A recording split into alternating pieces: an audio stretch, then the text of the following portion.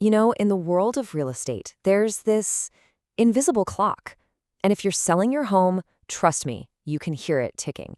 It's this constant pressure, right?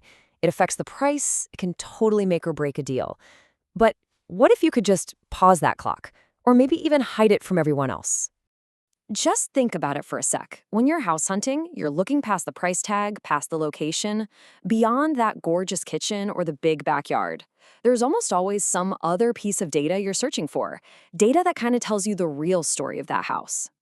And for most of us, it boils down to one very specific number. And that number, it tells a hidden story that can give you, as a buyer, incredible leverage.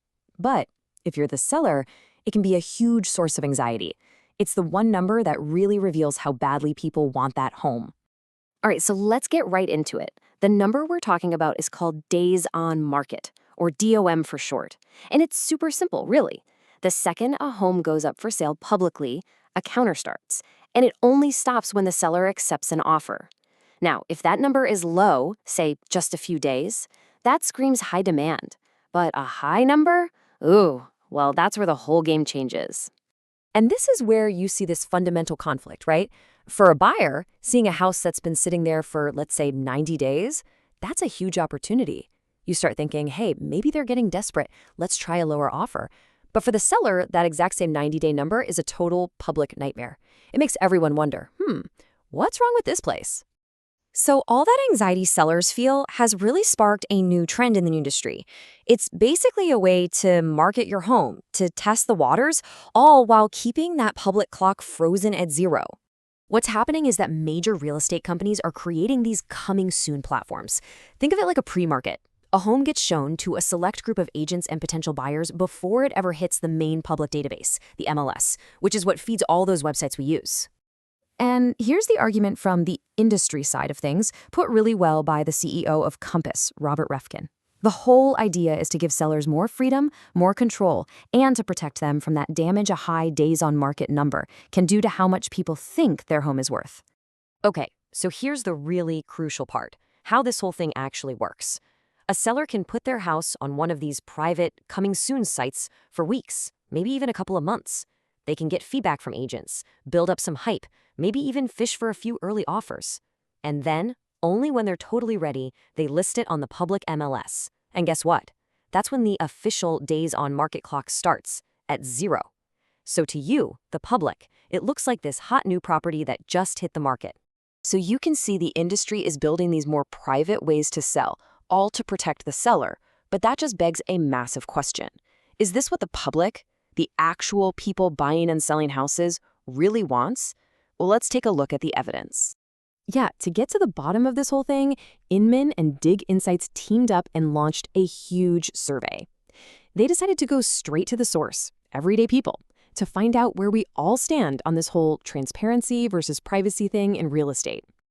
And listen, this wasn't some tiny online poll. They surveyed 3,000 working adults from all across the U.S., A sample size that big gives us a really solid look at what public opinion actually is. And the results they found were, well, they were pretty darn decisive. So what did they discover? When you ask people about that days on market number, the data speaks for itself, loud and clear. The main question they asked was super direct. They just said, should this key piece of info, this ticking clock, be out there for everyone to see? Or should it be a secret that the seller gets to keep to themselves? And the result? Wow. It was an absolute landslide. A staggering 71%, almost 3/4 of people said days on market should be totally public information. I mean, this isn't even a close call. The public overwhelmingly wants this data out in the open. But they didn't stop there. The survey went a little deeper. They asked, okay, what if we frame this as a conflict of rights? What's more important, a homeowner's right to keep their sale private or the public's right to be fully informed? And even then, transparency came out on top. Look at this. 2/3 of the people surveyed sided with the public's right to know. That really tells you something. It shows there's this deep belief that when it comes to a huge transaction like buying a house, open information is just non-negotiable. But, the story isn't quite that simple. Because even though the overall feeling is pro-transparency, things get a little complicated when you zoom in on one specific group: the sellers themselves. So what the survey found was that while most people, sellers included, are all for transparency, there's what they call a substantial minority of sellers who are really tempted by these private options. And that's the exact audience these new coming soon platforms are trying to attract. And this is what's so fascinating. It's the seller's dilemma. See, most people who sell a home are also going to buy one. So on one hand, they totally get why having all the data is important.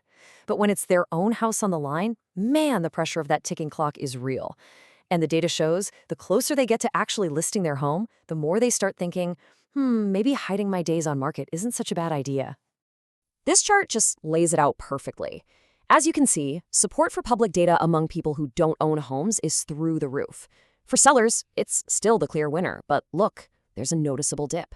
That little dip right there, that's the seller's internal conflict visualized. So where does all of this leave us? Well, it really feels like we're watching a standoff begin. It's this fundamental disagreement over what the future of real estate information should even look like.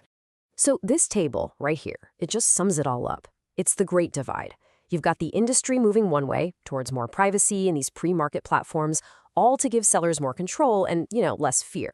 But on the other side, you have pretty much everyone else, the consumers, who are practically screaming for transparency. They want a level playing field where everyone has the same info. It's like two trains heading straight for each other on the same track. And that really leaves us with the million-dollar question. As the real estate industry keeps creating new ways to control information, will the overwhelming public demand for transparency be enough to keep things open? At the end of the day, who really gets to control that ticking clock?